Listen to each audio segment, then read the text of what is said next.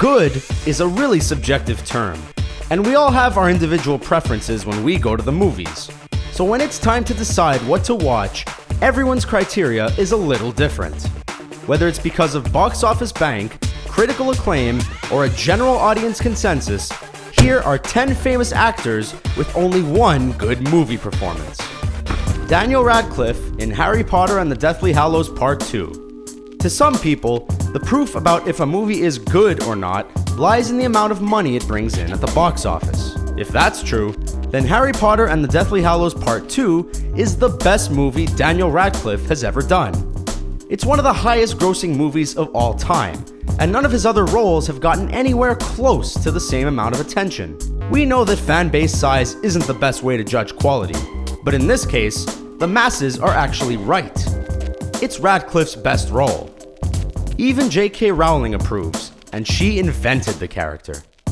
Jessica Alba in Sin City. The people of Basin City are a rare breed. Everything about them is just a little more dramatic, and thanks to Frank Miller, they're eloquent and tough as hell. 2005's Sin City brought a huge ensemble cast together and delivered an experience like we'd never seen. The movie is visually stunning and will supply more than enough story to keep you entertained. It's a shame we can't say that about the rest of Jessica Alba's movies.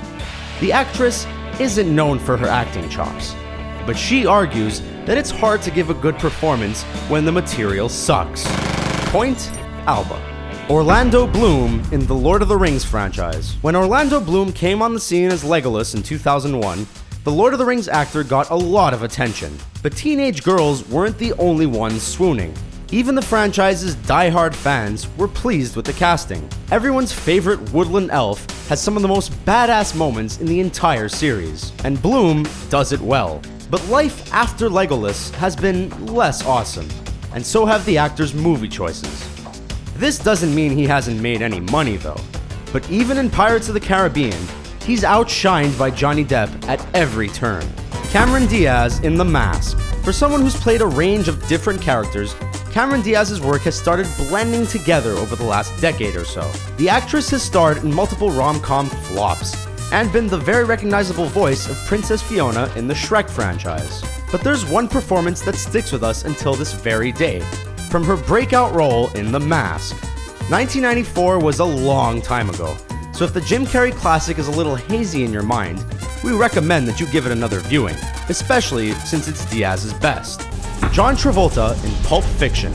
Disco doesn't really have a reputation for being cool, and although John Travolta had all the right moves in Saturday Night Fever, the movie has some inescapably cheesy elements.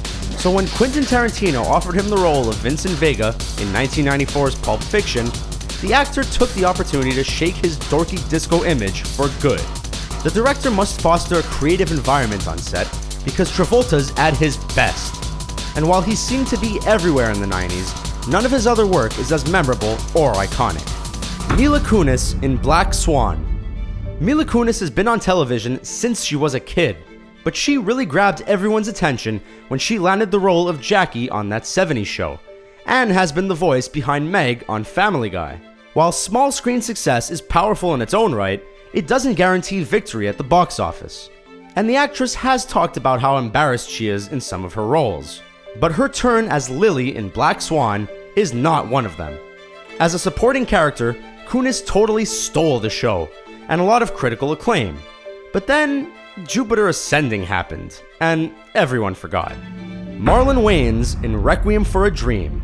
Requiem for a Dream is not an easy movie to watch. Its heavy story and dark atmosphere are specifically designed to throw viewers off balance. So obviously Darren Aronofsky is the perfect person to direct it. And while audiences were confident about the man behind the camera, they were surprised to see Marlon Wayans in front of it. Yup, the guy from In Living Color and Scary Movie.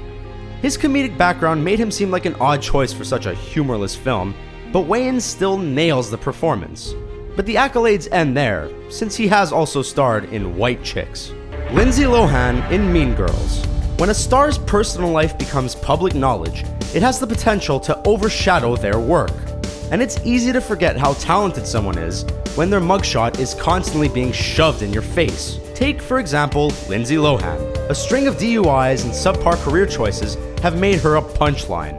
But in 2004, the team behind Mean Girls knew what they were doing when they cast Lohan as the lead. Working with comedic heavy hitters Tina Fey, Amy Poehler, and Tim Meadows, the actress held her own and brought a lot of genuine innocence to a movie full of backstabbing. Cuba Gooding Jr. in Jerry Maguire. Another way people measure an actor's success is to look at the trophies on their mantle.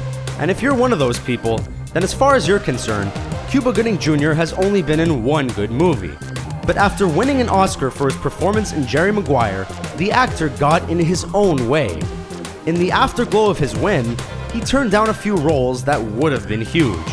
When he was ready to come back to showbiz, the offers stopped coming. Well, not all the offers stopped, just the good ones. Kate Hudson in Almost Famous. As the daughter of Goldie Hawn, Kate Hudson knew that if she was going to be an actress, she had some high stilettos to fill. And when she transformed into Penny Lane for 2000's Almost Famous, she succeeded. Her performance was interesting and dynamic, and even though she's not the main character, she's easily the most nuanced. Afterwards, despite her obvious talent, Hudson was cast in a string of fluffy and forgettable romantic comedies, where her characters are reduced to generic tropes. But hey, if Matthew McConaughey's career can recover from How to Lose a Guy in 10 Days, maybe hers can too. What do you think of our list? Did we miss any other famous actors with only one good performance in a movie? Tell us about them in the comments, and subscribe to our YouTube channel for more videos like this one.